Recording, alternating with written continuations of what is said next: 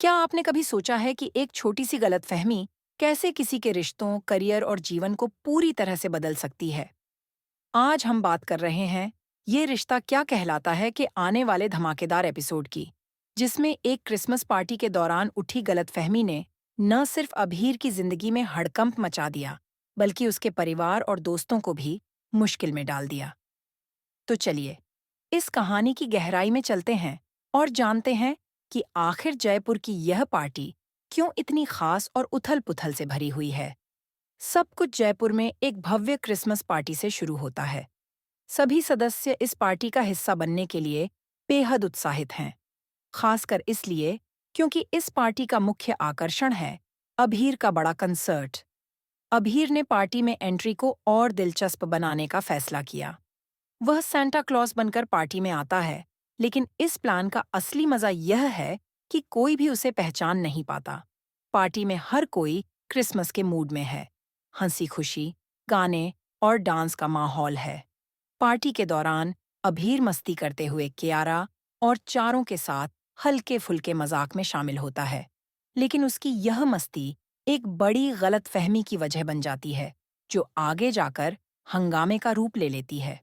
Party खत्म होने के बाद चीजें उस समय बिगड़ती हैं जब विद्या को यह लगता है कि अभीर ने कियारा के साथ गलत व्यवहार किया है।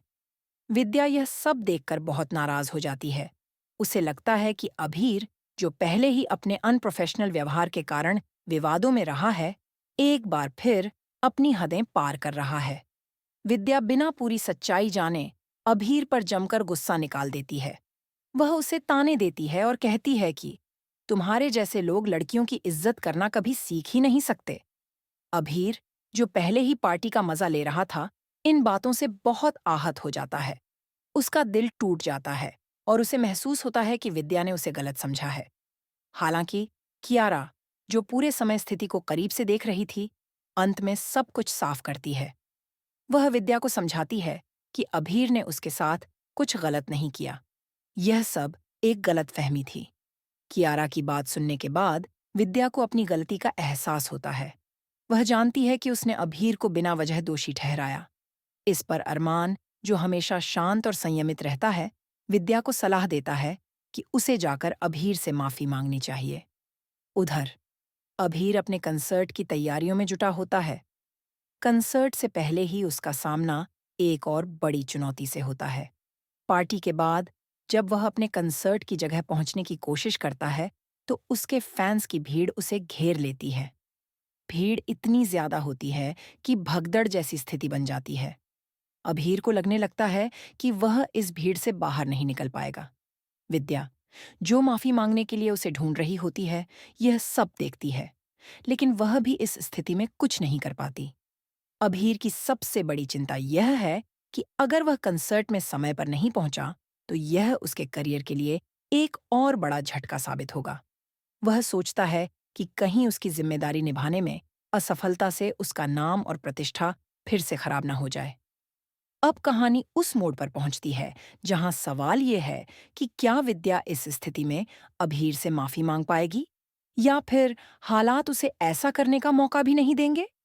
उधर अरमान और परिवार के अन्य सदस्य इस कठिन परिस्थिति में अभीर की मदद करने की कोशिश करते हैं। क्या वे उसे समय पर कंसर्ट तक पहुंचा पाएंगे? इस घटना का असर सिर्फ अभीर और विद्या पर नहीं, बल्कि पूरे परिवार पर पड़ेगा। फूफा सा, जो हमेशा मौके की तलाश में रहते हैं, इस घटना का फायदा उठाने की कोशिश करेंगे। उनका मकसद यह है कि अभीर और विद्या के बीच दूरियां बढ़ जाएं, ताकि परिवार में खींचतान और बढ़े। आने वाले एपिसोड्स में हमें देखने को मिलेगा कि यह पूरी स्थिति किस तरह से सुलझती है। क्या विद्या की माफी से रिश्ते सुधरेंगे, या यह घटना अरमान और अभीरा के रिश्ते को और कमजोर कर देगी? आने वाले एपिसोड में हम देखेंगे कि कैसे अरमान, विद्या और परिवार के अन्य सदस्य मिलकर इस मुसीबत का सामना करेंगे। क्या विद्या और अभीर के बीच गलतफहमियां दूर होंगी? क्या अभीर अपनी जिम्मेदारी निभाने और कंसर्ट तक पहुंचने में सफल होगा? तो दोस्तों, आप क्या सोचते हैं?